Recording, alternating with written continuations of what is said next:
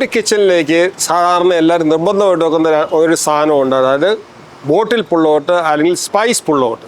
ഈ സ്പൈസ് പുള്ളോട്ട് അല്ലെങ്കിൽ ബോട്ടിൽ പുള്ളോട്ട് എന്ന് പറയുന്നത് 15 സെൻറ്റിമീറ്റർ അല്ലെങ്കിൽ 20 സെൻറ്റിമീറ്റർ അല്ലെങ്കിൽ 25 സെൻറ്റിമീറ്റർ വിടത്തിലാണ് സാധാരണ എല്ലാവരും റെക്കമെൻഡ് ചെയ്യുന്നതും ഫിറ്റ് ചെയ്യുന്നതും.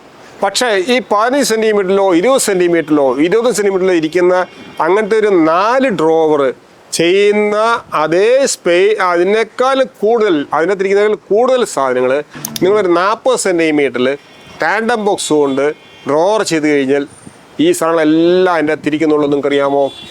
Hi friends, welcome to Danny Marten Associates. ഞാൻ ചില ഉദാഹരണം കാണിച്ചു തരാം. ഇത് 15 സെൻറ്റിമീറ്റർ. ഇതിൻ്റെ അകത്ത് താഴെ ബോട്ടിലിരിക്കുന്നുള്ള ശരി, പക്ഷേ ഇവിടെ ഇത്ര സ്പേസ് വേസ്റ്റായി പോയിരിക്കുകയാണ്.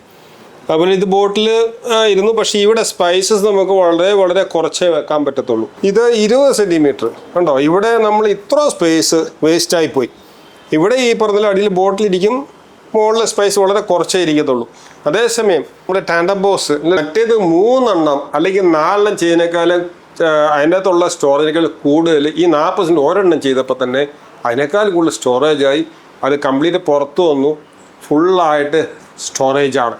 ഹാർഡ്വെയറിൻ്റെ കോസ്റ്റ് കുറയുക മാത്രമല്ല, നിങ്ങളുടെ കുറഞ്ഞ സ്പേസിനെ ഏറ്റവും കൂടുതൽ യൂട്ടിലൈസ് ചെയ്യാനും പറ്റി. ഇതിനെക്കുറിച്ച് കൂടുതൽ ഡീറ്റെയിൽ അറിയാനായിട്ട് ഡാനി മാർട്ടിൻ്റെ ട്രിവാൻഡ്രത്തെ എറണാകുളത്തെ ഷോറൂം വിസിറ്റ് ചെയ്യുക. Thank you.